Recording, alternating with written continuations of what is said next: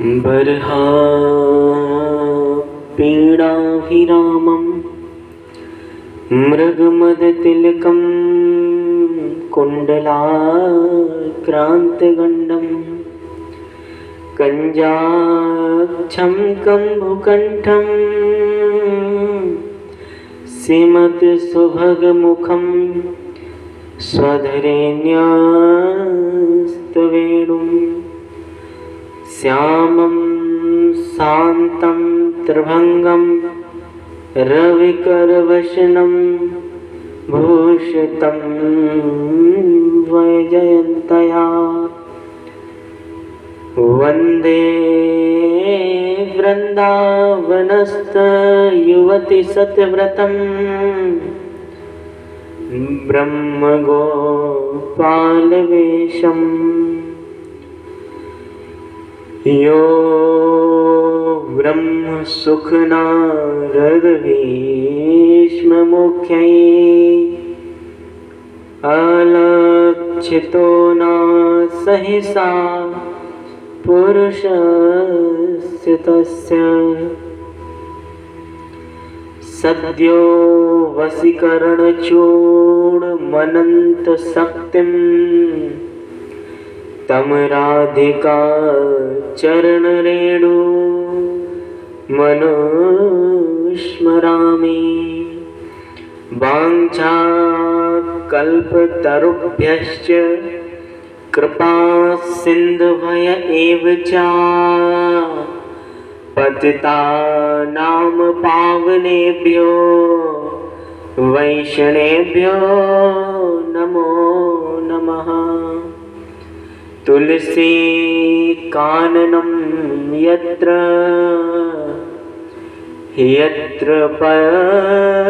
पद्मवनानि च पुराणपठनं तत्र यत्राच्युतोदारकथा प्रसङ्गः। मूकं करोति वाचालं पङ्गुलं हयते गिरिं यत्कृपातमहं वन्दे परमानन्दमाधवं।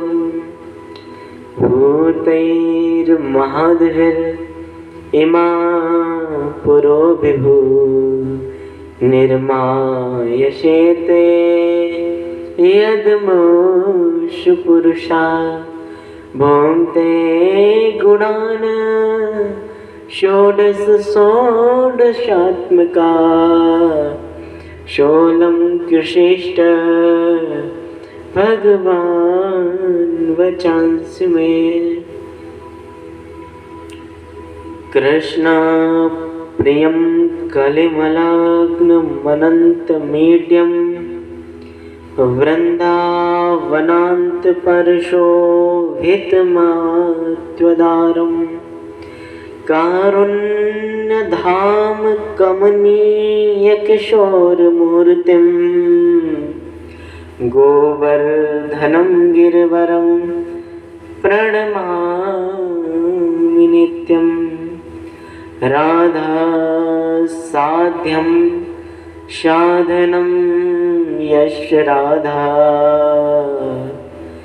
मन्त्रो राधा मन्त्रदात्री च राधा सर्वं राधा जीवनं यश राधा राधा राधा वाच्य किं तस्य शेषं। भक्ति भक्त भगवंत गुरु चतुर्नाम वपुएक इनके पद वंदन के नासह विघ्न अनेक।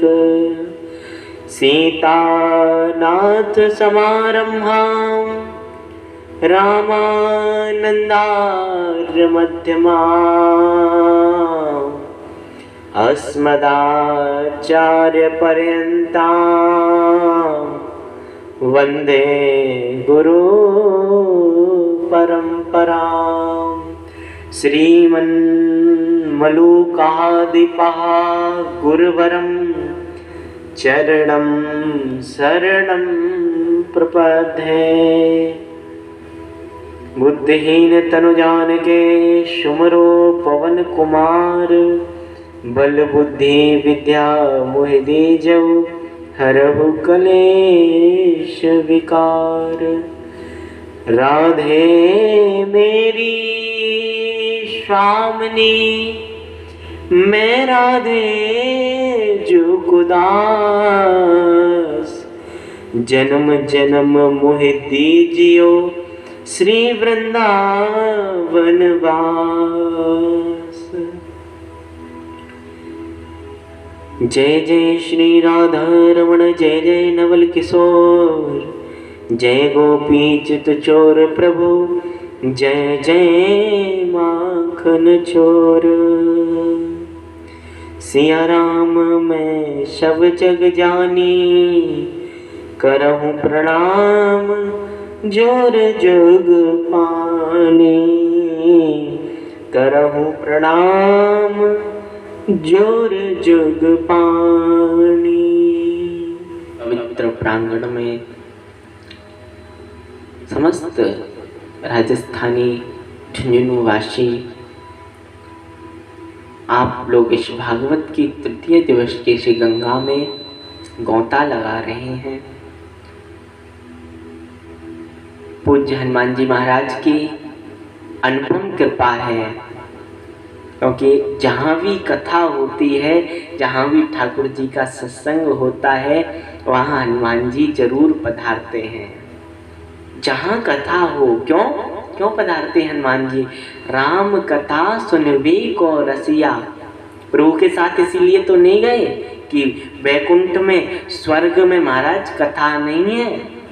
कथा केवल कलयुग में इस धरा धाम पे है, इसीलिए कथा श्रवण के लिए यहीं रह गए।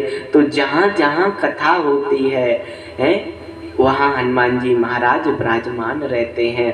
यत्र यत्र रघुनाथ कीर्तनम तत्र तत्र कृत मस्तकांजलम वासवारी परिपूर्ण लोचनम नमत मारुतिम राक्षसांतकम। ऐसे हनुमान जी महाराज को हम सभी लोग बार बार प्रणाम करते हैं। यत्र यत्र रघुनाथ कीर्तनम, जहाँ जहाँ प्रभु श्री राम प्रभु श्री कृष्ण की कथा एवं उनका कीर्तन हो, तत्र तत्र कृत मस्तकांजलम, वहाँ पे अंजनी पुत्र वायु नंदन श्री हनुमान जी महाराज विराजमान होते हैं, कथा को श्रवण करने के लिए आते हैं। तो हनुमान जी महाराज की अनुपम कृपा। और महाराज जी तो हनुमान जी के कितने श्रेष्ठ भक्त हैं, और हनुमान जी की अंग सेवा करने का, हनुमान जी की सेवा करने का सौभाग्य इस दास को भी प्राप्त है। श्री धाम वृंदावन में हनुमान जी की अंग सेवा करना को भी इस दास को मिलती है। ऐसा सौभाग्य है दास का। हनुमान जी की बड़ी कृपा रही है। बंधुओं, क्या बताऊं हनुमान जी की कैसी कैसी जीवन में कृपा हुई। उनकी कृपा का वर्णन तो कर ही नहीं सकते हैं वाणी से। जब भी किसी भी चीज की परेशानी आई हो, बस उनका ध्यान कर लो, अपने आप महाराज परेशानी भाग जाती है। बहुत से लोग तुम्हारे डर से याद करते हैं हनुमान जी, और ज्यादातर लोग डर से ही याद करते हैं। जहाँ महाराज अकेले जा रहे हैं और डर लग गए, वैसे ही भूत पिशाच निकट नहीं आवे, महावीर जब नाम सुनावे, ना सही रोग हरे सब पीरा, जपत निरंतर हनुमत बीरा। सोई महाराज डर सतावे, वैसे हनुमान जी की याद आवे कि भूत पिशाच निकट ना आवे, हे हनुमान जी रक्षा करो है।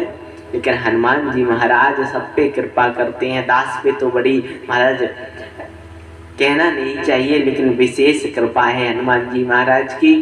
इस भागवत की इस व्यास गद्दी पर जो ये दास बैठा हुआ है, जिस श्री हनुमान जी महाराज की ही कृपा है। बोलिए हनुमान जी महाराज की जय। तो ये हनुमान जी महाराज की बड़ी कृपा है। आप सभी लोग इस सुंदर स्थान पर बैठे हुए हैं जहाँ हनुमान जी महाराज विराजमान रहते हैं। और हनुमान जी महाराज के परम भक्त महाराज श्री प्रहलाद दास जी, महाराज श्री गोकर्ण दास जी महाराज, इन सब की बड़ी अनुपम कृपा दास पर कल आप सभी लोगों ने श्रवण किया। राजा परीक्षित को 7 दिन में मरने का श्राप लगा हुआ है और जब गंगा जी के तट पे आए तो अनेक संत आए हैं, अनेक मुनि आए हैं, अनेक व्रत साधु आए हैं, अनेक गृहस्थ साधु आए हैं। भृगु, वशिष्ठ, च्यवन, गौतम, पाराशर हैं, व्यास जी महाराज, सभी महाराज टोल के टोल संतों के आ रहे हैं कृपा करने के लिए। उसी क्षण सुखदेव जी का आगमन हुआ था कल। तत्रा भवद भगवान व्यास पुत्रो, व्यास पुत्र जो भगवान श्री व्यास जी हैं उनके पुत्र हैं सुखदेव जी महाराज, उनका आगमन हुआ। परीक्षित जी ने सुखदेव जी का बड़ा सुंदर सत्कार किया, उनको सुंदर स्थान दिया और समय व्यर्थ नहीं कमाया है, क्योंकि जो परमहंस संत हैं वो गौ दोहन से ज्यादा समय तक एक जगह पे रुकते नहीं हैं। तुरंत प्रश्न कर दिया कि म्रियमाणस्य कारकम, म्रियमाणस्य मरने वाले व्यक्ति को क्या करना चाहिए, मरने वाला व्यक्ति अपने जीवन में क्या करे।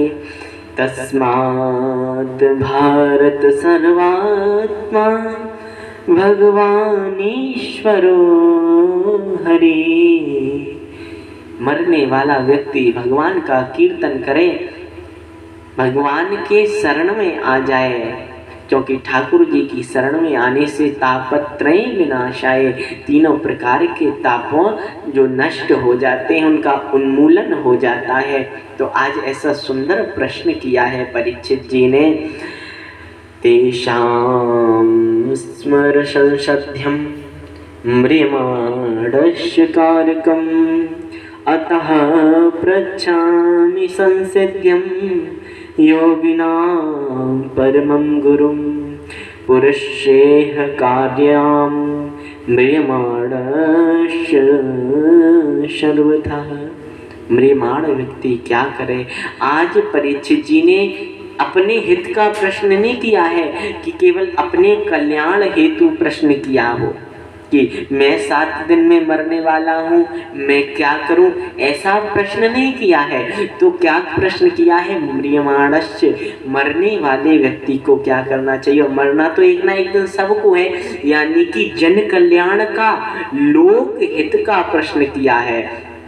और यदि कोई लोक हित का, जन कल्याण का प्रश्न करता है, जो होता है ना फर्स्ट सेकंड थर्ड, तो जो फर्स्ट है ना, आज फर्स्ट जो डिवीजन है, जो उत्तम श्रेणी है, उस उत्तम श्रेणी का प्रश्न किया है परीक्षित जी ने। तो सुखदेव जी कितना सुंदर महाराज उत्तर देते हैं। क्या कहते हैं सुखदेव जी, वर्यानेस्ते प्रश्न कृतो लोक हितम नृपः। तुमने परीक्षित अपने कल्याण का प्रश्न नहीं किया, बल्कि तुमने लोक कल्याण का प्रश्न किया है, जन कल्याण का प्रश्न किया है। केवल 7 दिन में परीक्षित जी को मरने का श्राप नहीं है, 7 दिन में सबको मरना है। 7 दिन के अलावा 8वां दिन कोई बना है क्या? किसी के लिए बना है 8वां दिन है? 7 दिन में ही सबको मरना है, 7 दिन में सबकी मृत्यु आनी है। केवल राजा परीक्षित की नहीं मृत्यु है, हम सब जितने भी लोग हैं इस चराचर पर सबकी मृत्यु 7 दिन में होनी है। तो बंधु 7 दिन में मर जाएंगे तो हम अपना ये जीव आत्मा अपना कल्याण कैसे करें, ये जीव आत्मा का मिलन परमात्मा से कैसे हो, उसके लिए महाराज आज ठाकुर जी की शरणागति मिली हुई है। ये आप पे बड़े संतों की कृपा है, ये साक्षात बांके बिहारी लाल की कृपा है, जो आज आप इस प्रांगण में बैठ के कथा को श्रवण कर रहे हैं। बड़ी कृपा है महाराज आज आप पे। परीक्षित जी ने प्रश्न किया, सुखदेव जी कहते हैं तुमने परीक्षित बहुत उत्तम श्रेणी का प्रश्न किया है। ठाकुर जी को याद करो, कीर्तन करो, श्रोतप्य कीर्तनश्च, कीर्तन करो और ठाकुर जी की जो कथा है उनको सुनो। भागवत बंधु मैंने आपको पहले भी बताया था, भागवत भक्ति प्रदायिनी है। भागवत आपको मृत्यु के डर से मुक्त कर देती है। आपके हृदय में जो मृत्यु का डर है वो खत्म हो जाता है। वैसे एक बात ध्यान रखना, आप कोई भी कार्य कर रहे हो ठाकुर जी का कीर्तन मत छोड़िएगा, ठाकुर जी का भजन मत छोड़िएगा। आप कुछ भी कार्य करें, आप बच्चों को तैयार कर रहे हैं, भोजन बना रहे हैं तो भोजन भी हम कैसे बनाते हैं? अपने महाराज भोजन पाने के लिए बनाते हैं? नहीं, भोजन ठाकुर जी के भोग के लिए बनाना चाहिए। भोजन ठाकुर जी के भोग के लिए बनाओ। ऐसा मन में भाव हो कि इस भोजन को मैं अपने लालजू को, अपने श्रीनाथ जी को पवाऊंगी, मैं इस भोग को श्रीनाथ जी का भोग लगाऊंगी, तो आपके भोजन को एक ना एक दिन श्रीनाथ जी जरूर पाएंगे। स्वच्छ रसोई में महाराज पवित्रता से भोजन बनाएं। एक बात मैं माताओं से निवेदन करना चाहूँगा, भोजन बनाते समय माताएं अपने मुख से बोलें नहीं, क्योंकि मुख से कुछ कण निकलते हैं, इससे रसोई भी अपवित्र होती है और भोजन भी महाराज जूठा हो जाता है। इसीलिए ठाकुर जी की जो थाली होती है ना, वो ढक के ले जाई जाती है, क्योंकि उसमें कुछ गिर ना जाए। तो भोजन बनाओ तो भोजन ऐसे मन में भाव हो कि मैं ठाकुर जी के लिए भोजन बना रही हूँ, मैं तो बांके बिहारी जी के लिए भोजन बना रही हूँ। और भोजन को ठाकुर जी को दिखाओ, उनका भोग लगाओ, उसके बाद पाओ। कोई भी चीज हो, आपके घर में कोई भी वस्तु आ रही हो, उसको ठाकुर जी का नाम लेके ठाकुर जी का भोग लगा के पाओगे तो क्या हो जाएगा? प्रभु प्रसाद पट भूषण धरहि, जो उसके अवगुण होंगे, प्रभु का भोग लग गया तो वो क्या हो गया? प्रसाद। पहले चावल होता है, जब बन जाता है तो क्या होता है? चावल होता है, और जब उसका भोग लग जाता है तो क्या हो जाता है? महाप्रसाद। वृंदावन में कहते हैं महाप्रसाद हो गया, तो महाराज फिर वो भात है, वो भात महाप्रसाद बन जाता है। तो यदि आप ठाकुर जी का भोजन लगाते, भोग लगाते हो, कोई भी वस्तु उनको अर्पित करो। वस्त्र ला रहे हो महाराज, सुनार के यहाँ से जंजीर ला रहे हो, कोई भी वस्तु क्यों ना हो, ठाकुर जी के चरणों में अर्पित करो, तो वो क्या हो गया? प्रसाद हो गया। उसके जो अवगुण हैं वो समाप्त हो जाते हैं। प्रभु प्रसाद पट भूषण धरई, फिर वो प्रभु का प्रसाद हो जाए, उसके बाद में उसको अपने आप को पालो। तो सबसे पहले राजन परीक्षित, तुमको यदि ठाकुर जी की प्राप्ति करनी है तो आसन को जीतना पड़ेगा। और कुछ भी कार्य क्यों ना कर रहे हो, लेकिन मन को ठाकुर जी के चरणों में रखना है। करशे कर्म करो विधि नाना, मन राखो जहाँ कृपा निधाना। अपने मन को वहाँ राखो जहाँ मेरे कृपा निधान है। तो श्वास को जीतो, अपने आसन को जीतो। बंधुओं, ये श्वास का बहुत बड़ा खेल है। श्वास हमको गिनती की लिमिट मिलती हैं।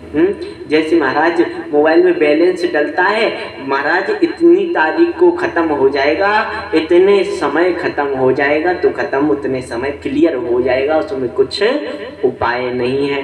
लेकिन मोबाइल का बैलेंस तुम्हारा दोबारा डलवा लो, लेकिन ये श्वासों का बैलेंस कैसे आएगा? इसको कैसे बढ़ाएं हम? श्वासों का जो बैलेंस है उसको कैसे बढ़ाएं? तो सत्संग से, ठाकुर जी की कृपा से, ठाकुर जी की कथा सुनने से सांसों का बैलेंस बढ़ जाता है। तो इन सांसों को जीतो, आसन को जीतो। जितासनो जित श्वासो जित संगो जितेंद्रिया, स्थूले भगवतो रूपे मनः संदार्यध्या। आसन को जीतो, हर एक श्वास पे कृष्ण का भजन करो। श्वास श्वास पर कृष्ण भज, व्यथा श्वास जन खोए। हर एक श्वास पे श्री लालजू का, श्री राधा रमण लालजू का, श्री श्रीनाथ जी का नाम होना चाहिए। हर एक आपकी श्वास पे ठाकुर जी का नाम हो, क्योंकि ये श्वास है, इसकी आवन होए ना होए, कब रुक जाए, कब इसकी आवन गमन ये बंद हो जाए। तो हर एक वक्त राधे राधे, राम राम, सीता राम, ओम नमः शिवाय बोलते रहो। जिस इष्ट में आपकी श्रद्धा है, राधे राधे बोलते रहो, कृष्ण कृष्ण जपते रहो, नाम को लेते रहो। और ये नाम कैसे लेवेगा महाराज?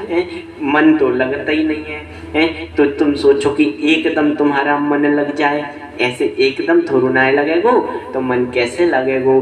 धीमे धीमे है, धीरे धीरे मोड़ तू इस मन को, धीरे धीरे मोड़ तू इस मन को।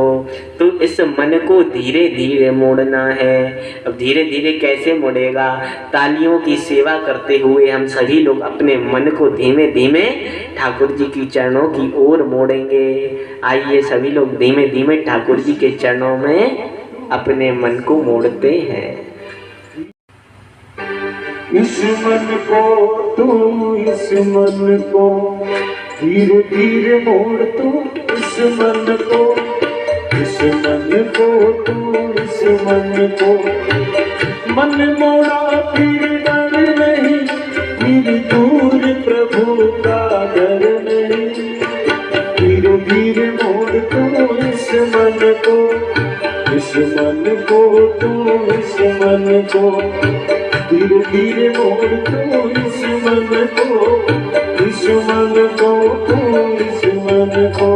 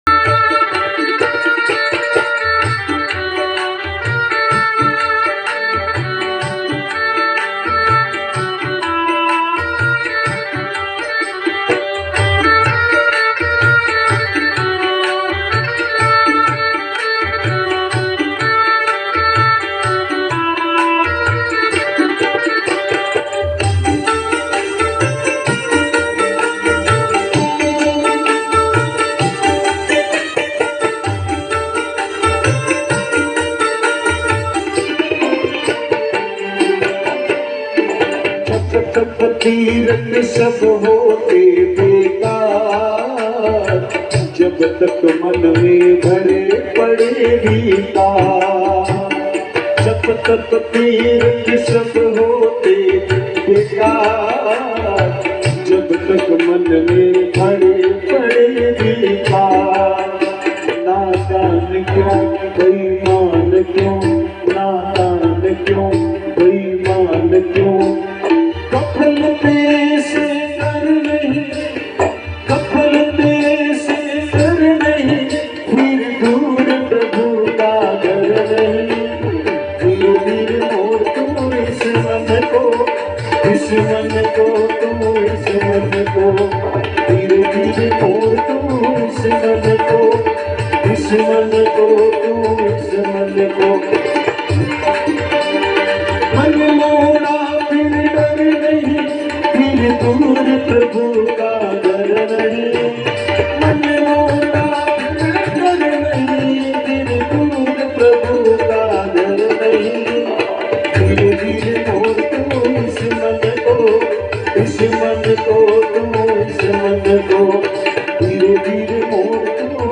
मन को, इस मन को तू, इस मन को तू, इस मन को तू, इस मन को।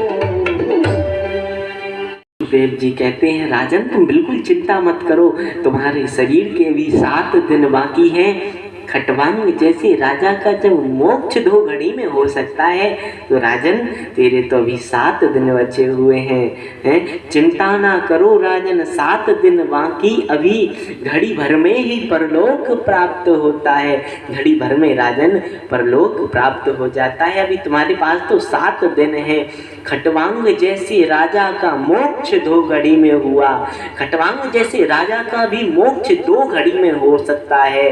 तो तेरा तो शरीर 7 दिन बाकी, अभी तेरा तो शरीर अभी 7 दिन बाकी है। 7 दिन में तो भगवत प्राप्ति हो ही जाएगी, क्योंकि मेरा ऐसा कथन है। सुखदेव जी कह रहे हैं मेरा ऐसा कथन है, ऋषि जन साक्षी हैं, भागवत पुराण से संकट मिट जाता है।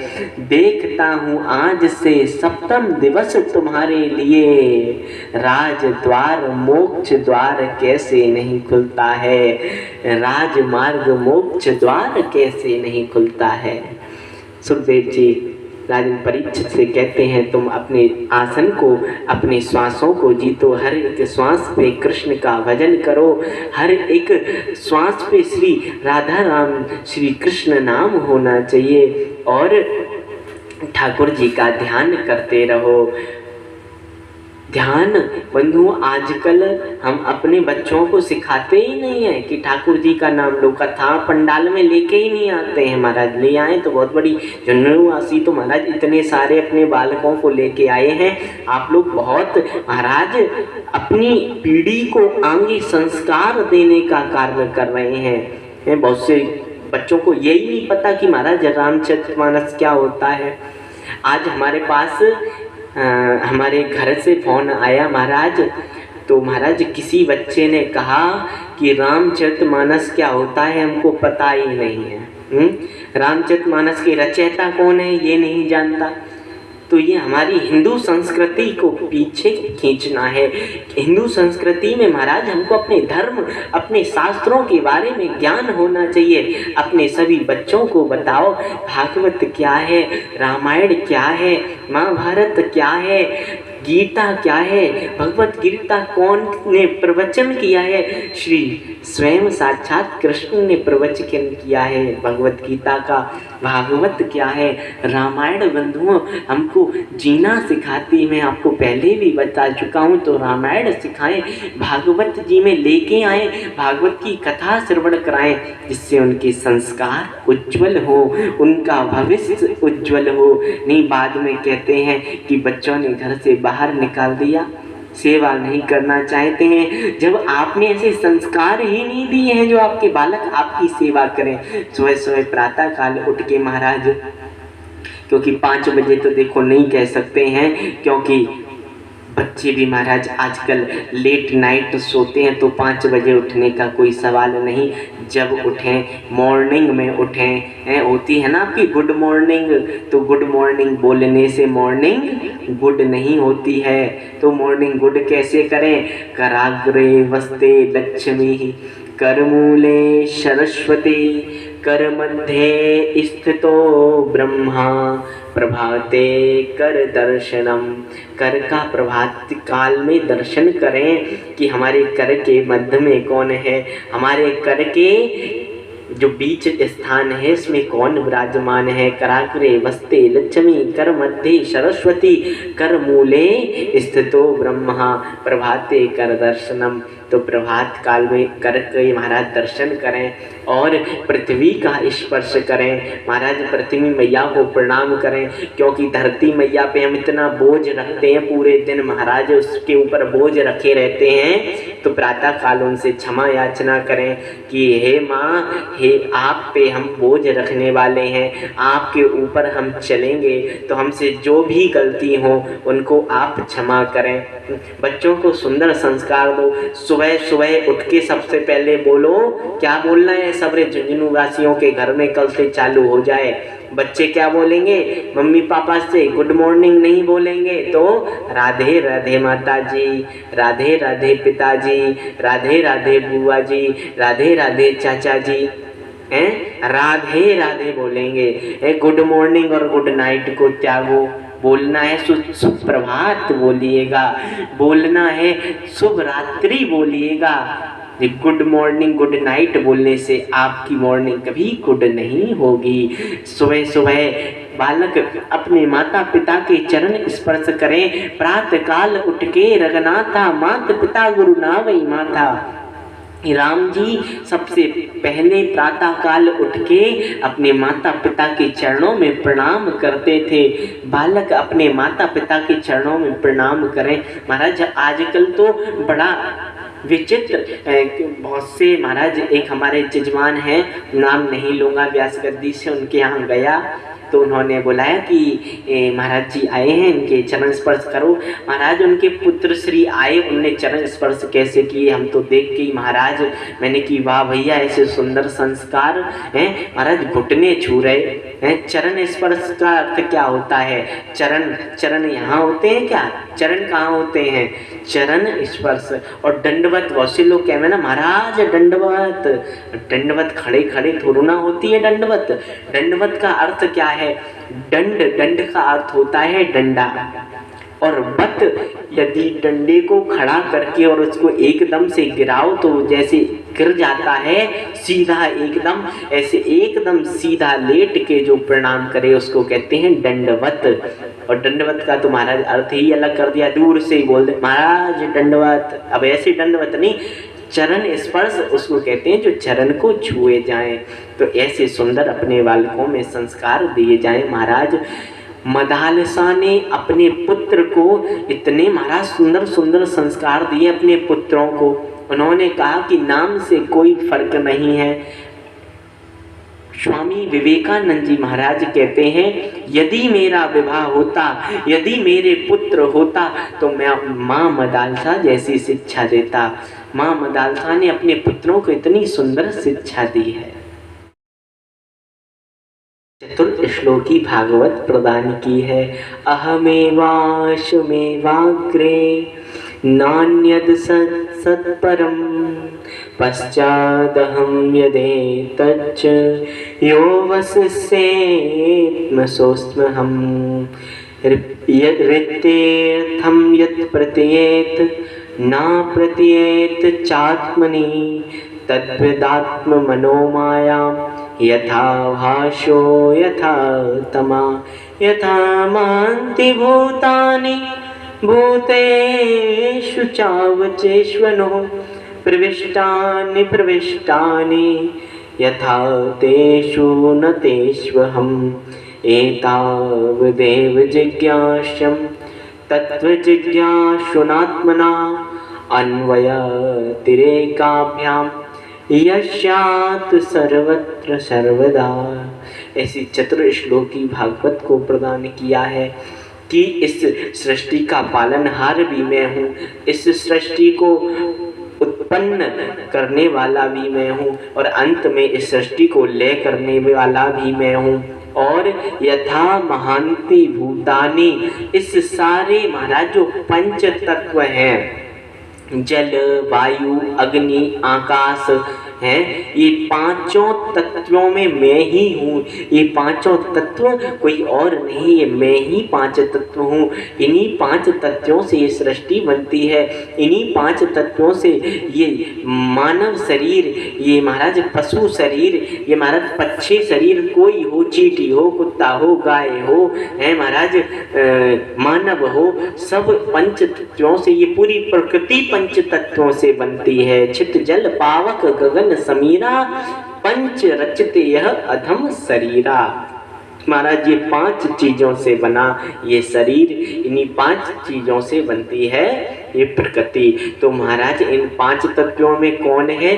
इन पांच तत्वों में भगवान कहते हैं मैं ही विराजमान हूँ कण कण में, पांच तत्वों के में।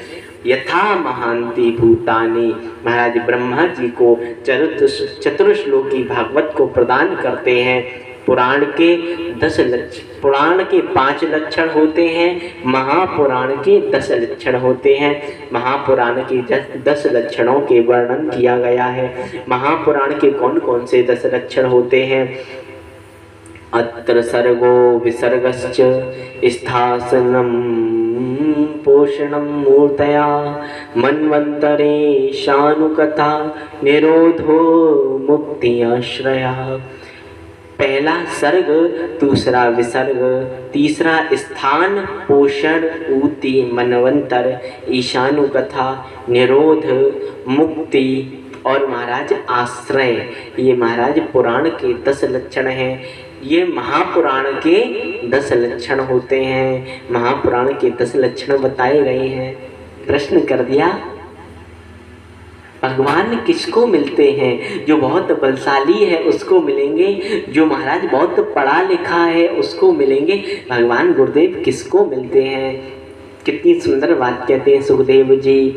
व्याधस्या चरणम ध्रुवस्य चा वयो विद्या गजेन्द्रस्य का कहाँ जाति विदुरस्य यादव पते उग्रसेन किम पौरुषम कुब्जाया किमु तत् रूपमदकं किम तत् सुदामनो धनं भक्त्या तुष्यति केवलं परमया भक्ति प्रियो माधवा।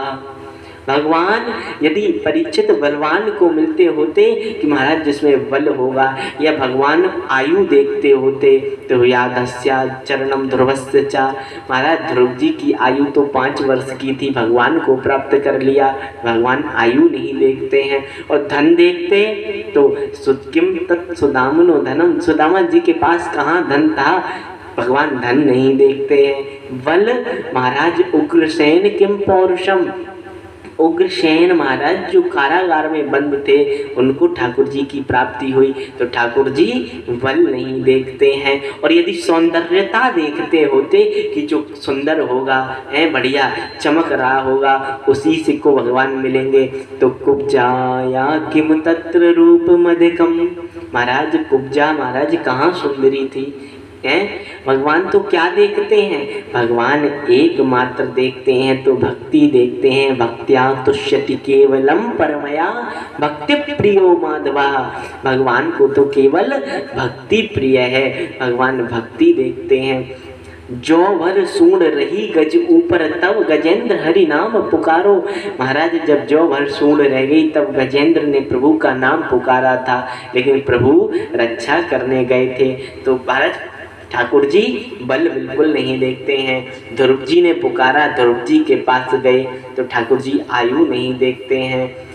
परीक्षित जी ने प्रश्न कर दिया, गुरुदेव आपने अभी वर्णन किया कि विदुर जी को मिले ठाकुर जी, तो ये विदुर जी कौन है?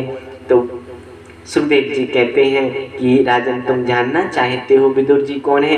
इस कथा को सुनाने का कोई और वो नहीं है, इस कथा से मेरे गोविंद की कथा जुड़ जाती है, इसलिए मैं तुमको इस कथा को जरूर श्रवण कराऊंगा। यदा तु राजा स्वसुतान साधुन पुसन्न धर्मेण विनष्ट दृष्टि, महाराज यदा तु राजा, महाराज एक बार धृतराष्ट्र के पास विदुर जी गए और विदुर जी जाके कह रहे हैं कि आज मैं एक मंत्री के नाते नहीं, आज मैं एक भ्राता के नाते नहीं, आज मैं एक प्रजा के नाते, एक प्रजा के रूप में आपके पास आया हूँ। एक बात आप ध्यान रखना, कभी अन्याय की बेल पल, महाराज अन्याय की जो बेल होती है उस पे अमृत का फल नहीं लग सकता है। तुम्हारा जो पुत्र दुर्योधन है पांडवों के साथ अन्याय कर रहा है, उनको लाक्षा भवन में महाराज जलाने का षड्यंत्र कर रहा है। जैसे ही कह रहे थे उसी समय पीछे से दुर्योधन आ गया और महाराज जैसे ही दुर्योधन आया वहीं से चिल्लाने लगा, अरे दासी पुत्र, जिस थाली में खाता है उसी में छेद कर रहा है, हमारी ही थाली में खाता है और मेरे ही खिलाफ मेरे पिता को भड़का रहा है, निकल जाए यहाँ से, इस राज्य से, अपने मंत्री पद को छोड़ के यहाँ से चला जा। जैसे ही दुर्योधन ने कहा तुरंत अपने अस्त्र शस्त्रों का त्याग करके विदुर जी चल दिए। अस्त्र शस्त्रों का क्यों त्याग किया है? क्योंकि अस्त्र इसलिए छोड़ रहा हूँ, ये मत समझ लेना कि पांडवों से जाके मिल जाऊंगा, अब मैं युद्ध नहीं करूंगा, अस्त्र त्याग दिए हैं। और एक बंधुओं एक बात ध्यान रखिए, जब विभीषण जी ने लंका का त्याग किया था, आयुहीन भय सब तबहि। जब विभीषण जी ने लंका को छोड़ा तो सारे लंकावासी आयुहीन हो गए थे। और आज विदुर जी ने जैसे ही महाराज ठाकुर जी को देखा, जैसे ही ठाकुर जी को चार मिले, महाराज ठाकुर जी को जैसे ही देखते हैं विदुर जी महाराज, तो एकदम हृदय विदुरानी से कहते हैं, अरे विदुरानी देखो देखो, श्री श्याम सुंदर केशव देखो हमको ही देख रहे हैं। ठाकुर जी आज पांडवों के क्या भाग्य का फैसला हो करने के लिए शांति दूत बन के आए हैं। मैं विदुरानी देख के आता हूँ पांडवों के भाग्य में क्या आता है, क्या फैसला होता है। महाराज बड़ा सुंदर स्वागत किया गया कन्हैया का, और महाराज बड़े बड़े तोरण द्वार बने हुए हैं। किस लिए? स्वागत के लिए नहीं, ये दिखाने के लिए, देखो हमारा ऐश्वर्य देखो। तो पांडवों की तरफ से शांति दूत बन के आए हो, जरा हमारा भी ऐश्वर्य देख लो। तो ठाकुर जी को दुर्योधन ने अपना ऐश्वर्य दिखाने के लिए ये सारी व्यवस्था की है। एक मणि जड़ित सिंहासन पे ठाकुर जी को बैठाया। भगवान ने कहा, दुर्योधन, मैंने तुमको दुर्योधन कभी नहीं कहा, तुमसे सदैव सुयोधन कहा है। अरे तुम तो सुयोधन हो, तुम दुर्योधन नहीं हो। एक बात बताओ, पांडव तुम्हारे भाई हैं कि नहीं है? उनने कही, महाराज भाई तो हैं। अच्छा, तुम्हारे पिता और पांडु भाई भाई थे? उनने कही बिल्कुल थे। तो पांडव तुम्हारे भाई हुए? उनने कही बिल्कुल हुए। तो राज्य आधा उनका हुआ कि नहीं हुआ? दुर्योधन ने कहा बिल्कुल नहीं हुआ, राज्य तो महाराज मेरा है पूरा। प्रभु ने कहा राज्य उनका भी हुआ। दुर्योधन ने कहा वैसे तो हुआ लेकिन मैं दूंगा नहीं। भगवान ने कहा कि केवल 5 गांव दे दो, ज्यादा देने की कोई जरूरत नहीं है। 5 गांव देने का लिए जब बोला, दुर्योधन ने बिल्कुल हाँ कर दी। 5 गांव तो ये समझ लेंगे दान कर दिए। अब जैसे ही महाराज 5 गांव देने के लिए हाँ कर दी है, और मामा शकुनी से कहा जाओ दिबात लेके आओ। मामा शकुनी महाराज जैसे ही महाराज कागज और दिबात लेके आया, दिबात को अपने जंघा पर रख लिया। और जैसे दुर्योधन बोल रहा है वैसे ही महाराज शकुनी मामा जैसे ही दिबात में महाराज लिखने वाले थे, वैसी जंगा हिल गई, दिबात गिर गई, और जितनी भी महाराज स्याही थी सबरी फैल गई। दुर्योधन बोला, रे मामा बुढ़ापा आ गया है, तुम में बुद्धि नहीं है, दिबात को कहीं जंगा पर रखा जाता है। तो शकुनी मामा बड़े चालाकी से बोले, अरे भांजे तू तो बड़ा भोला है? मैंने दबात को जंगा पे क्यों रखा है? क्योंकि भूमि है ही कहाँ जो भूमि पे रखें। अरे कितनी बड़ी भूमि है कि भैया ये वही कृष्ण है जिसने वामन अवतार लिया था और 3 पग भूमि मांगी थी, तो 2 पग में त्रिलोकी नाप ली थी और 1 पग में राजा बलि को नाप लिया था। तो वही है ये, तुमने तो इसको 5-5 गांव देने का वादा कर दिया है। जब 3 पग में सब नाप लिया तो 5 गांव देने का वादा करके तुम्हारा क्या होगा? जैसे ही महाराज शकुनी मामा ने कहा, दुर्योधन तुरंत खड़ा हो गया, कहने लगा, सूचा ग्रैव न दास्यामि विना युद्धेन केशवः, कि हे केशव बिना युद्ध के मैं सुई की नोक के बराबर भी भूमि नहीं दूंगा। वीर भोगेन वसुंधरा, ये वसुंधरा तो वीर के भोग के लिए है, और यदि चाहिए तो मुझसे युद्ध करें। भगवान ने फटकार लगाई दुर्योधन में, अरे दुर्योधन तुमको शांति दूत से वार्तालाप करने क्या? महाराज तुमको शांति दूत से कैसे वार्तालाप करना चाहिए ये नहीं आता है। जैसे ही महाराज कृष्ण चिल्लाए वैसे ही धृतराष्ट्र ने दुर्योधन का हाथ पकड़ के दाब दिया, मूर्ख चुप रहे, दुर्योधन ने तुरंत रंग बदल लिया, जैसे गिरगिट अपने रंग बदलता है ना, ऐसे ही महाराज अरे अरे कृष्ण, वो मैं अंदर से एकदम निर्मल हृदय का हूँ, वो बाहर से थोड़ा ऐसे ही हो जाता है। इन सब बातों को तुम छोड़ो, मेरी माँ है ना, मेरी माँ इतनी पतिव्रता है, जब उनको मालूम चला कि मेरे पिताजी हैं वो नेत्रहीन हैं, तो उन्होंने अपनी आंखों पे पट्टी बांध ली। आज उन्होंने अपने हाथ से तुम्हारे लिए भोजन बनाए हैं, भोजन पालो। भगवान ने कहा आज तो मैं बिल्कुल भोजन नहीं पा सकता हूँ, मेरा तो निमंत्रण विदुर जी के यहाँ है। अब विदुर जी महाराज सभा में खड़े खड़े हाथ हिला रहे हैं, कन्हैया मैंने कब निमंत्रण दे दियो। भगवान ने सारू कर दियो, बाबा तुम जाके व्यवस्था करो, आज मैं भोजन पावे जरूर आऊंगो। और आज ठाकुर जी दुर्योधन ने कही अरे विदुर ने निमंत्रण दे दिया, जाके खुद के खावे के लाले हैं, वो तुम्हें का खवावे, वो देखो 56 भोग बने हैं, अंदर चल के पालो। और विदुर ने तुमको कब निमंत्रण दिया? भगवान कहते हैं विदुर जी का पत्र गया था द्वारका कि जब भी आप हस्तिनापुर आए तो भोजन हमारे यहाँ करना। दुर्योधन कहता है जिसके खावे के ठिकाने ना है वो तुम्हें का खवावे, वो है आओ अंदर चल के 56 भोग पालो।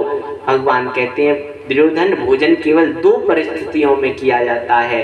कौन कौन सी? या तो भूख से तुम्हारे प्राण जा रहे हो तो भोजन कहीं भी कर लो, या खवाने वाले के हृदय में अपार भाव हो, खवाने वाले के हृदय में तुम्हारे प्रति श्रद्धा हो, तो वहाँ भोजन केवल भोजन 2 परिस्थितियों में किए जाते हैं। और आज तो वैसे ही मैं विदुर जी के यहाँ जाऊँगा कह के भगवान चल दिए विदुर जी के यहाँ। और जैसे एक भक्त मंदिर में जाता है तो अपने चरण पादुकाओं को उतार देता है, वैसे आज भगवान विदुर जी के यहाँ जा रहे हैं तो अपने महाराज जो पादुका हैं उनको उतार के आज जा रहे हैं। और जैसे महाराज चले और जैसे महाराज दरवाजा खटखटाया, अरे काकी सुनती हो?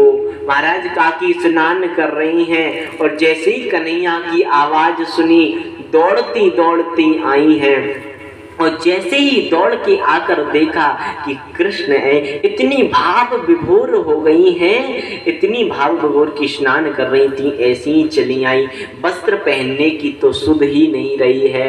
और जैसे ही दरवाजा आके खोला कन्हैया के दर्शन करती हैं। आइए सुंदर आज प्रभु विदुर जी के यहाँ आए हैं, सुंदर भजन, उसके बाद में आगे की कथा को प्रारंभ करेंगे। सभी लोग हाथ उठा के तालियों की सेवा करते हुए आइए। विदुर जी के यहाँ आज हरि आए विदुर घर।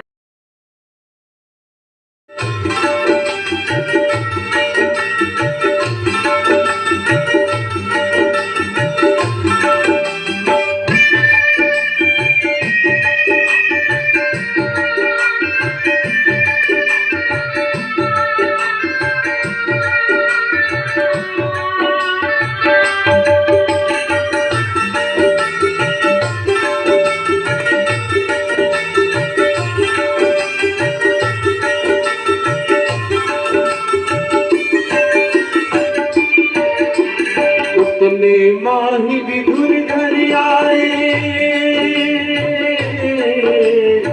उतने माही विदुर घर आए, थारे खोटे वचन सुनाए।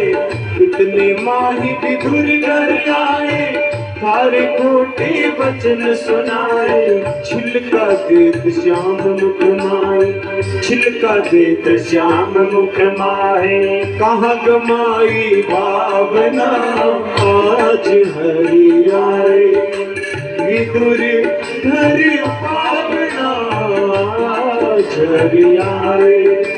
विदुर घर पावना संतारे मन में भावना, विदुर घर पावना संतारे मन में भावना आज हरि आए हो। विदुर घर पावना आज हरि आए।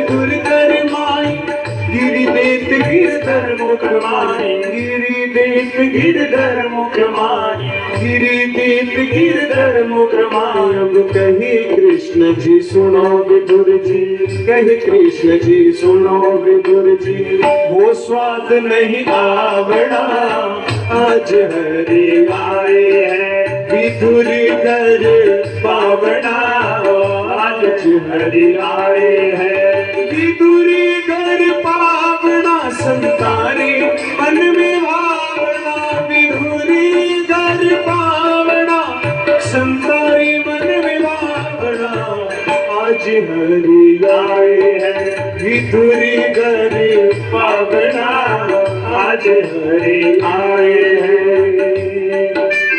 हरि बोल प्रेम से ताली बजा के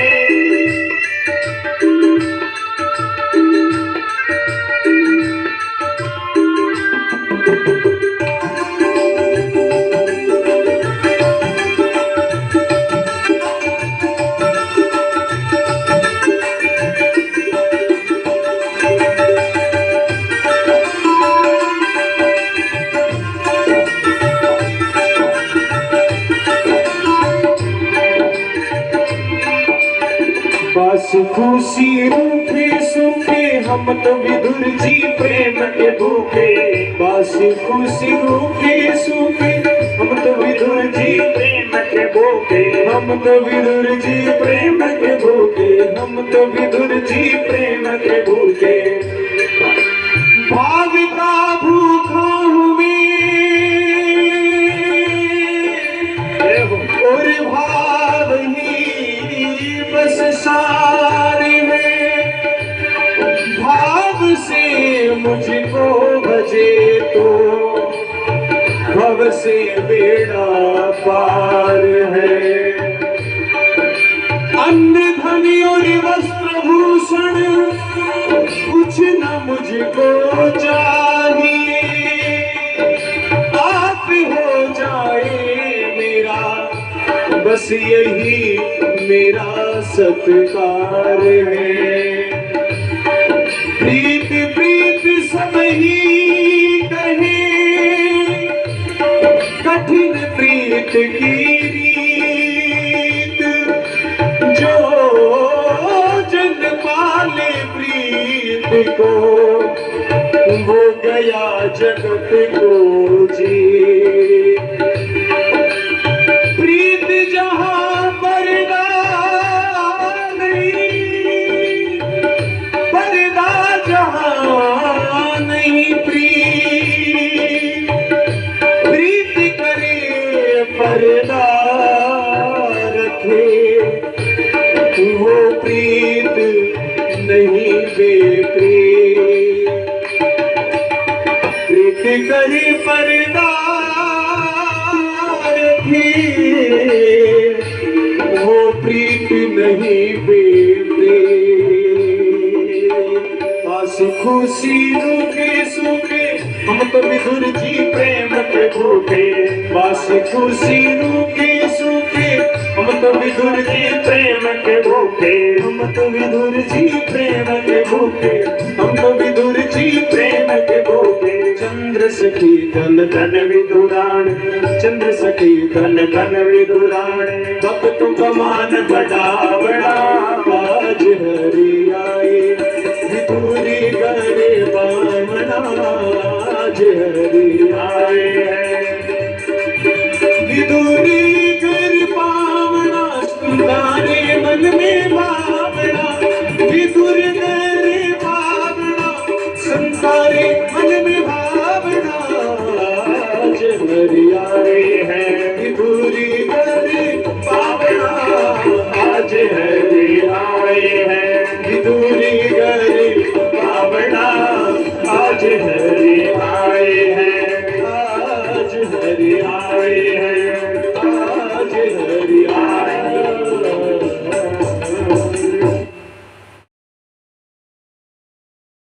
भगवान जैसे ही 12 भगवान पृथ्वी को ऊपर लेके आए तो पृथ्वी के मन में अभिमान आ गया है कि मैं देखो कितनी भाग्यशाली हूँ। परात्पर अखिलेश्वर भगवान को मेरे लिए एक बारह का एक सूगर का अवतार लेकर आना पड़ा और मुझको देखो अपने मुख के ऊपर रखे हुए हैं। मैं कितनी भाग्यशाली हूँ। भगवान अभिमान किसी का नहीं रखते हैं। सुनो राम कर सहज स्वभाव, जन अभिमान न राखें काऊ। भगवान अभिमान किसी का नहीं रखते हैं। अभिमान तो भोजन करते हैं भगवान अभिमान का। आज जैसी पृथ्वी को अभिमान आया, भगवान ने तुरंत श्री वृंदावन धाम को प्रकट कर दिया।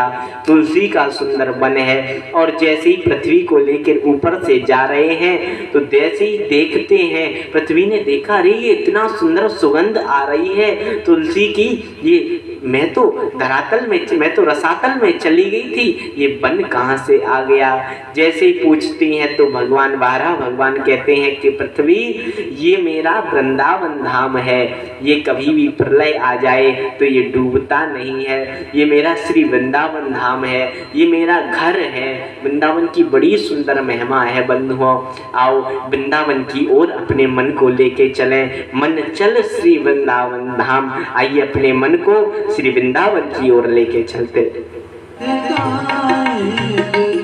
मन चले वृंदावन धाम, राधे राधे गाएंगे, राधे राधे गाएंगे, श्यामा श्यामा गाएंगे, राधे राधे गाएंगे, श्यामा श्यामा गाएंगे। चल रे मन चल रे वृंदावन धाम, राधे राधे गाएंगे। मन चल रे वृंदावन धाम, राधे राधे गाएंगे।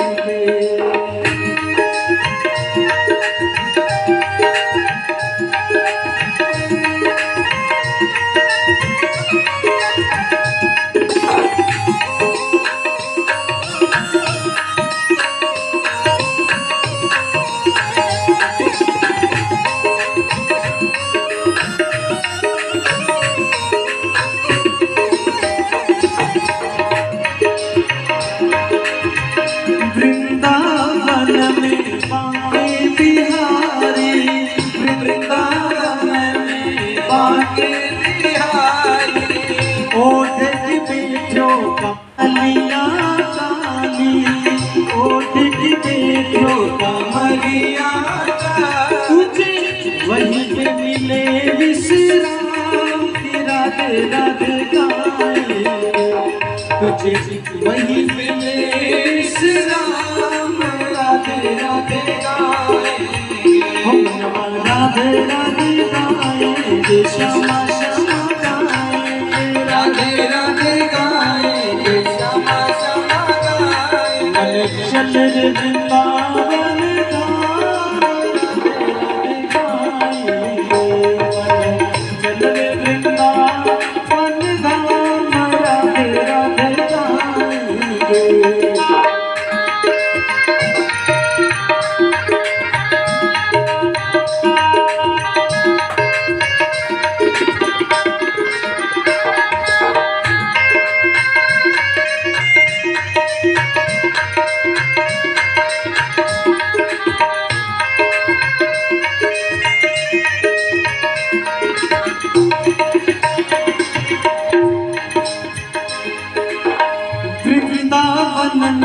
यमुना किनारा, वृंदावन यमुना किनारा, निर्मल शीतल बहती धारा, निर्मल शीतल बहती धारा, निर्मल शीतल बहती धारा, निर्मल शीतल बहती धारा।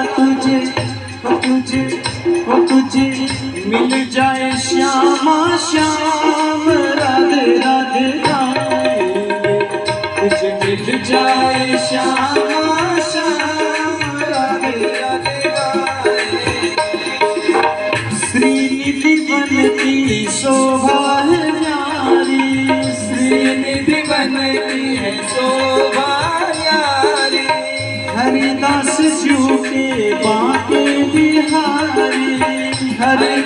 चूके बाके बिहारी तेरे बन जाए बिगड़ी काम राधे राधे गाएंगे तेरे बन जाए बिगड़ी काम राधे राधे गाएंगे वो मन चल रे वृंदावन धाम राधे राधे गाएंगे राधे राधे गाएंगे श्यामा श्यामा गाएंगे राधे राधे गाएंगे श्यामा श्यामा गाएंगे चल रे वृंदावन धाम राधे राधे गाएंगे।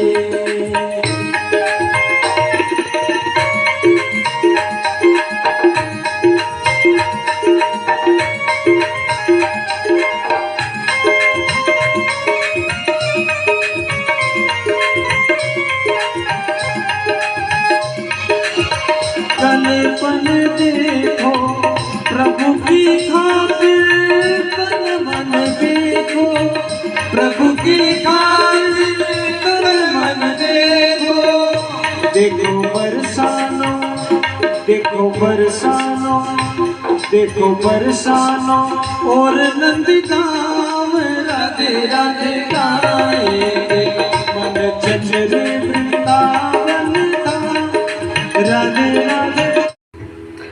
कपिल भगवान देवहूति मैया को बड़ा सुंदर उपदेश दे रहे हैं। कह रहे हैं गर्भवास समम दुखम भूतो न भविष्यति।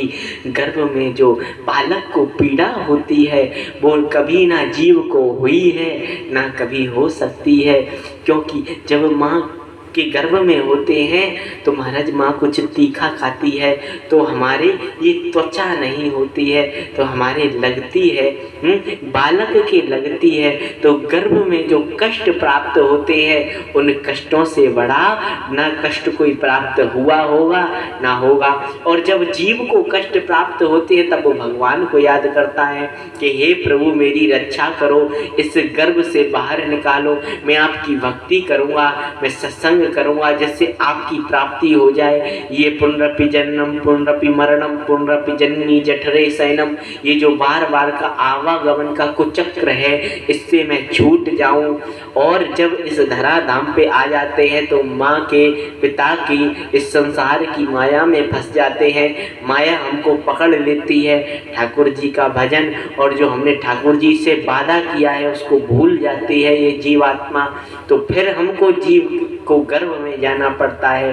तो ये गर्भ का जो दुख है वो सबसे महाराज कष्टदायक है। ये गर्भ का दुख ना मिले उसके लिए ठाकुर जी का भजन करना चाहिए। और माँ आपने पूछा सभी लोग दुखी हैं, तो कोई भी इस संसार में सुखी नहीं है। दीन कहे धनवान सुखी, धनवान कहे सुख राजा को भारी, राजा कहे महाराजा सुखी, महाराजा कहे सुख इंद्र को भारी। इंद्र कहे चतुरानन को सुख, ब्रह्म कहे सुख विष्णु को भारी। तुलसीदास विचार कहे हरि भजन बिना सब जीव दुखारी। प्रभु के भजन के बिना, हरि के भजन के बिना सारे जीव दुखारी है। क्योंकि इंद्र कहता है महाराज कि ब्रह्मा जी सुखी हैं, ब्रह्मा जी कहते हैं विष्णु सुखी हैं। दीन कहे धनवान सुखी, जिसके पास कुछ नहीं है वो कहता है पैसे होते हैं। पैसा वाला कहता है महाराज धन से कुछ नहीं होता है, राजा होते राजाओं को सुख होता है। राजा कहता है मैं तो राजा ही हूँ, महाराजा होते महाराजा को सुख होता है। तो सुख किसी को प्राप्त नहीं है। पड़ोसी सोचता है कि भैया पड़ोसी ने तो आज बढ़िया बढ़िया माल बना के खायो होगो, और वो पड़ोसी सोचे कि हमारे पड़ोसी ने माल बना के खायो होगो। तो दोनों जई असमंजस में पड़े रहे में कि माने खायो होगो अच्छो बना के। का तो भैया कौन के हन का बनो है, कौन कितनो सुखी है जे कोई ना जाने। तो जीव हरि के भजन के बिना सब दुखारी हैं, प्रभु का भजन करना चाहिए। ऐसा सुंदर उपदेश किया है।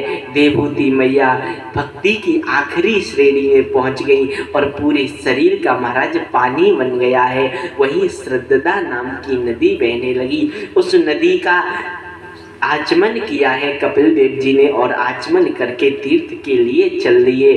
प्रसूति जी का वंश का आपने श्री देवहूति जी का वर्णन सुना और इनकी जो बहन है प्रसूति उनके वंश का वर्णन सुनो।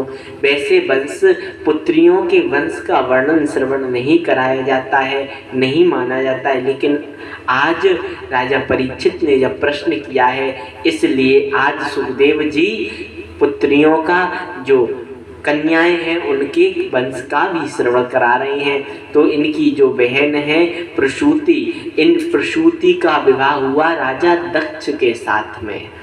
दक्ष की जो कन्या है महाराज, उनका महाराज कन्या 16 हैं दक्ष की। 16 में से 13 कन्या दक्ष ने धर्म को ब्याही और जो स्वधा कन्या है वो पितरों को ब्याही और जो सती नाम की कन्या है वो महाराज भगवान शंकर को भोलेनाथ को ब्याही और जो रति नाम की कन्या है वो कामदेव जी को ब्याही। कामदेव जी और भोले बाबा साड़ू भाई हैं। एक बार भोले बाबा सती मैया से कहते हैं कि लाओ आओ ठाकुर जी के जो रामचंद्र जी हैं इनकी कथा श्रवण करके आते हैं। तो कथा श्रवण के लिए सती मैया को संग लेके चल दिए। कहाँ जा रहे हैं? एक बार त्रेता जुग माही, शंभु गए कुंभज ऋषि पाही, संग सती जग जननी भवानी, पूजे ऋषि अखिलेश्वर जानी। कुंभज ऋषि के आश्रम पे जैसे ही गए श्री राम की कथा श्रवण की, राम के गुणगान किए और किसके संग गए हैं? संग सती जग जननी भवानी। कथा सुनने आई हैं तो कौन है? जग जननी भवानी है। आज कथा में बैठी हैं लेकिन विचार कर रही हैं कि भोले बाबा इतने ज्ञानी, मैं इतनी ज्ञानी, ये कुंभज ऋषि हमको क्या कथा श्रवण कराएंगे, ये हमको क्या ज्ञान देंगे। कथा में तो बैठी हैं सती मैया लेकिन कथा उनके अंदर नहीं बैठी।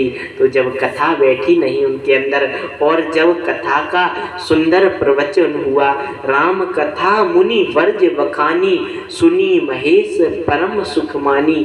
सुनी महेश केवल भोले बाबा ने ही सुना है, सुनी महेश परम सुख मानी केवल भोले बाबा ने आज कथा सुनी है।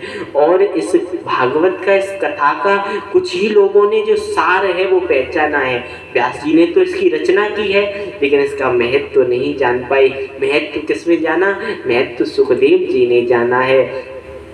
शंभु वेत्ति सुका वेत्ति, व्यासो वेत्ति न वेत्ति वा, श्रीधर शकलम वेत्ति श्री नरसिंह प्रसीदतः।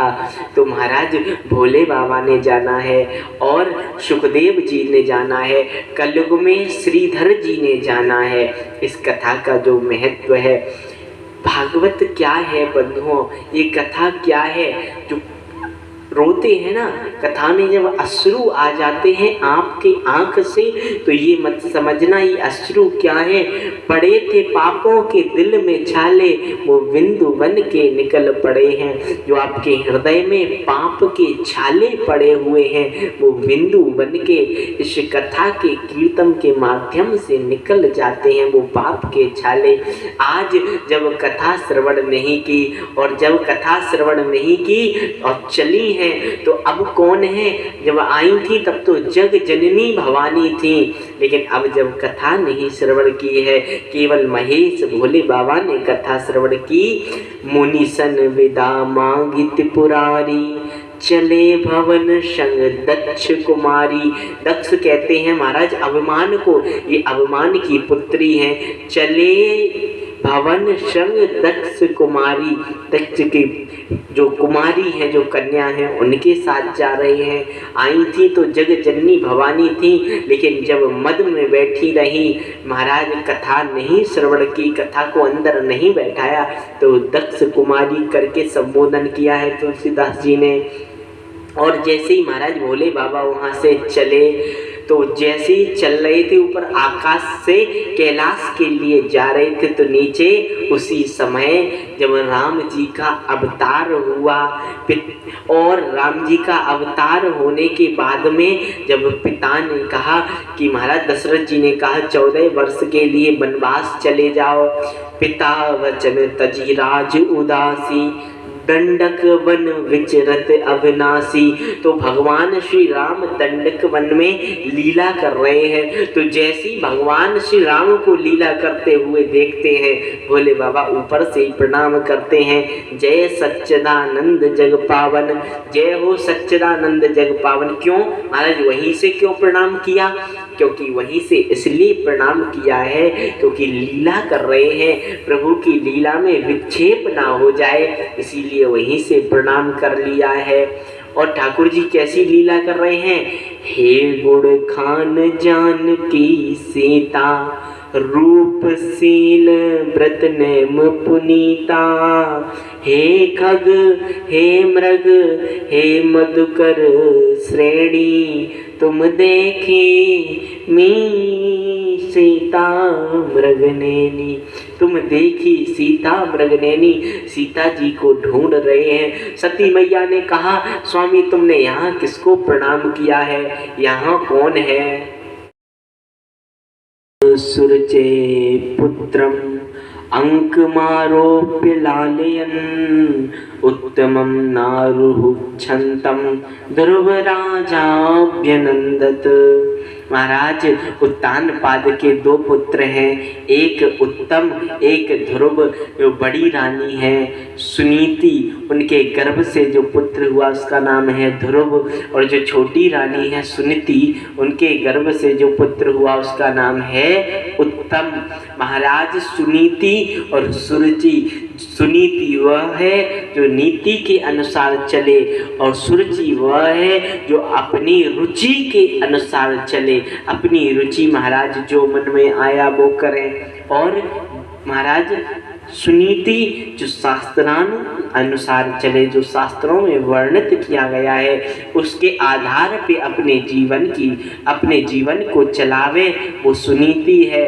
महाराज नौकरी में हो और बढ़िया महाराज रिटायरमेंट का समय आने वाला है, सूटकेस आया कि लो महाराज ऐसी फाइल को साइन करना है, तो मन क्या कहेगा? ले लो। लेकिन बुद्धि क्या कहेगी? ये भ्रष्टाचार को बढ़ावा देना है, भ्रष्टाचार को बढ़ावा देना है, मत लो। लेकिन मन क्या कहेगा? पुत्री की शादी भी करनी है, घर और ऊपर बनवाना है, 2 मंजिल का है, 3 मंजिला करना है, गाड़ी भी लेनी है, सबरे काम करने हैं। तो हम क्या करते हैं? अपने मन की सुनते हैं। तो सुनीति कौन है? जो शास्त्रानुसार चले। और सुरुचि कौन है? जो अपने मन अपनी रुचि के अनुसार चले। एक बार ध्रुव जी ने देखा कि उत्तम पिता की गोद में बैठा हुआ है। उत्तम था बैठा पिता की गोद, मोद भरा मैंने भी चाहा चलूं बैठूं संतोष से, बीच ही में रोक मुझे छीन अधिकार मम, बोल उठी सौत तेरी बातें कुरूस से, चल रे अभागी हट बैठ नहीं पिता की गोद, खोया अधिकार तेने एक इसी दोष से, पाया है जन्म तुच्छ जननी के गर्भ से, बैठना यहाँ चाहो तो जन्म मेरी कोख से। इन्हें सुंदर भगवान की स्तुति की है। योन्ता प्रविश्य मम वाचमिमां प्रसूप्तां, संजीव यत्र खिलशा तित्थरश्वधाम्ना, अन्यास्त हस्त चरण श्रवण त्वगादिन, प्राणं नमो भगवते पुरुषाय तोभ्यम। सुंदर योन्तः प्रविश्य मम वाचमिमां प्रसूप्तां, मेरी प्रसूप्त मेरी सोई हुई बाड़ी को जिन्होंने जागरूक कर दिया, ऐसे भगवान संजीव यत्र जो सारे इस संसार को शक्ति प्रदान करने वाले हैं, ऐसी सुंदर ध्रुव जी स्तुति करते हैं।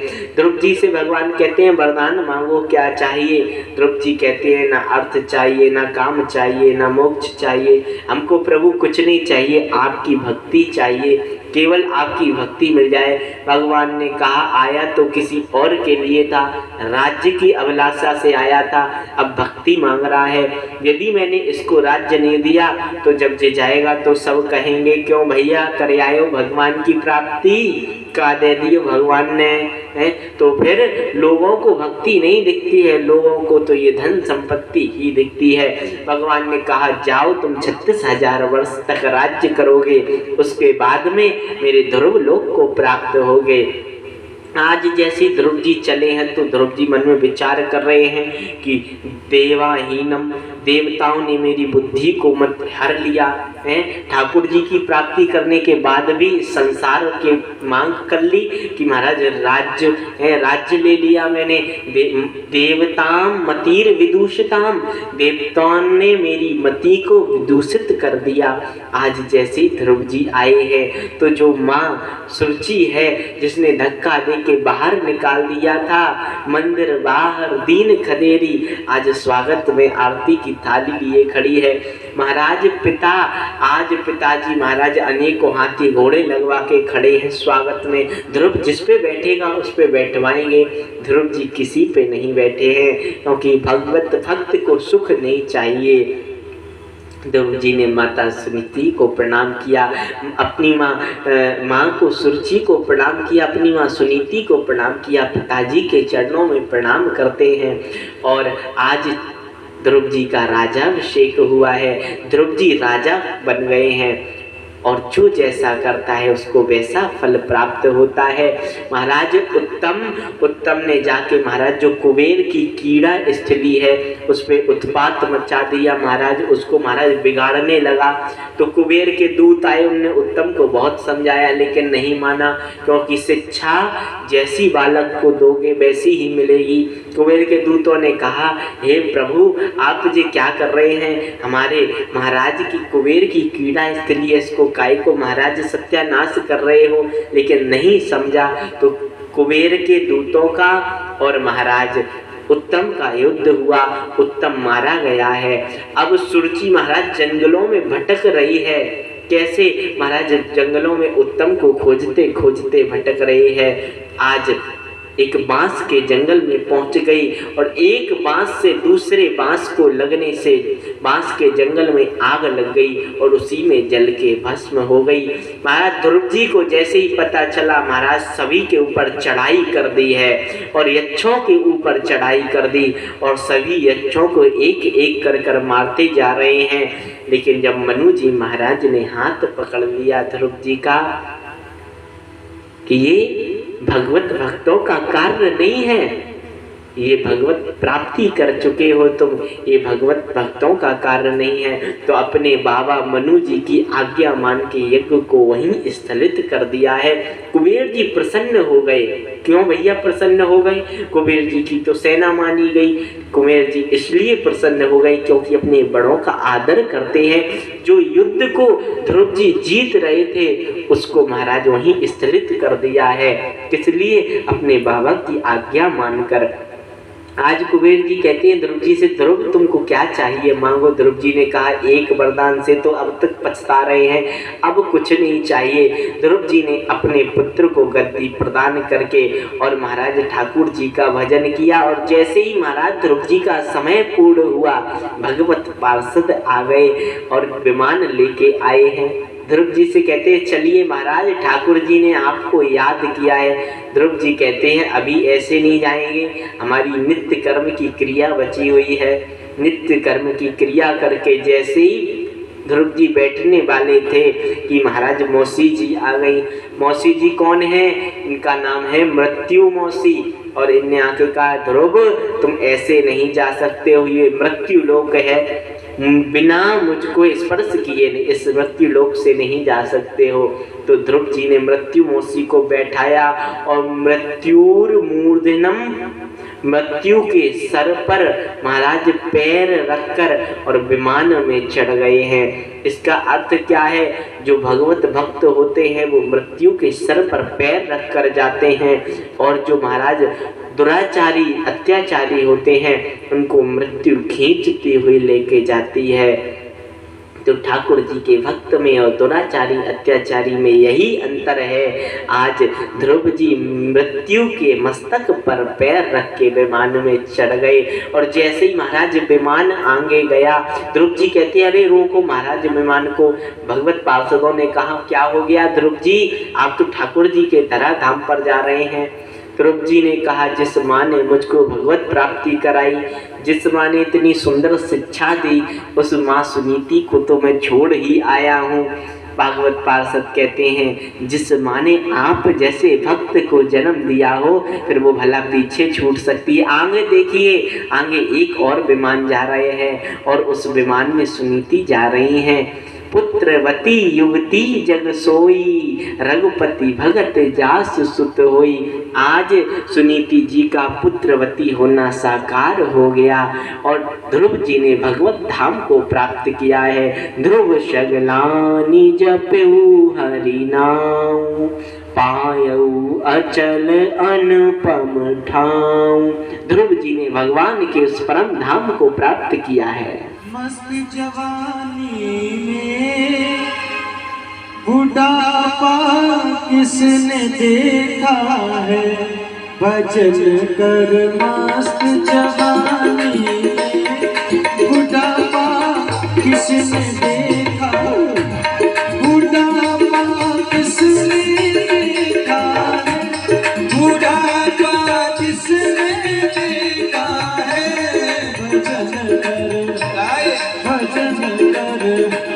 भजन कर मस्त जवानी में बुढ़ापा किसने है, भजन कर मस्त जवानी में बुढ़ापा किसने देखा है।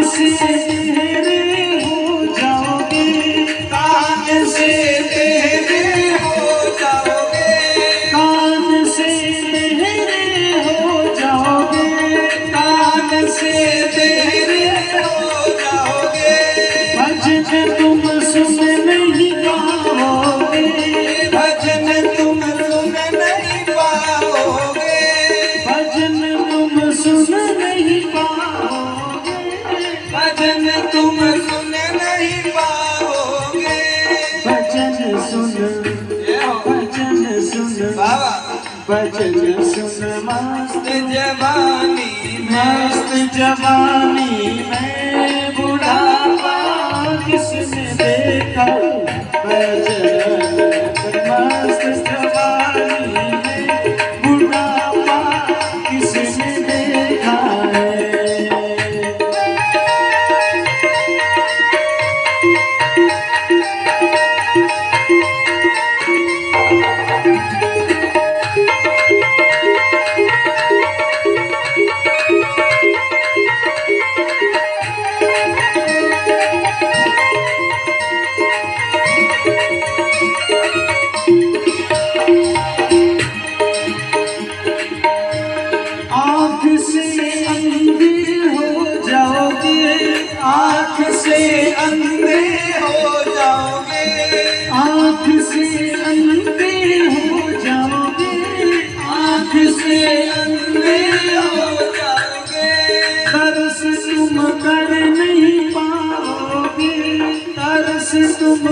कर नहीं पाओगे,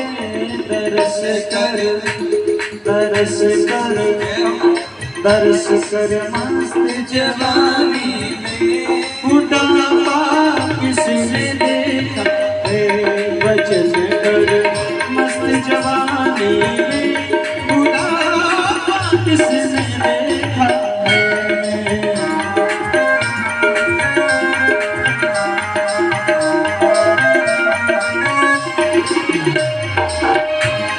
मुँह से गूंगे हो जाओगे, मुँह से गूंगे हो जाओगे, मुँह से गूंगे हो जाओगे, भजन तुम गा नहीं पाओगे, भजन तुम गा नहीं पाओगे, भजन गाले मस्त मस्त जवानी बुढ़ापा किसने देखा है, भजन कर मस्त जवानी में बुढ़ापा किसने देखा है।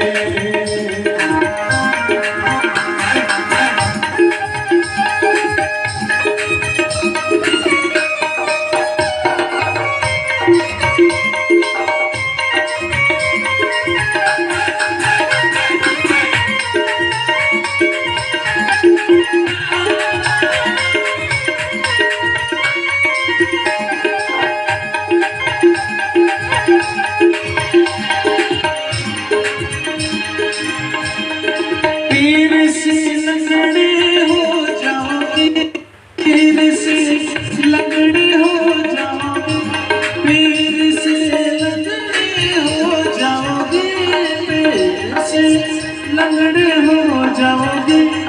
तीरथ तुम कर नहीं पाओगे, अयोध्या जा नहीं पाओगे, बनारस जा नहीं पाओगे, वृंदावन जा नहीं पाओगे।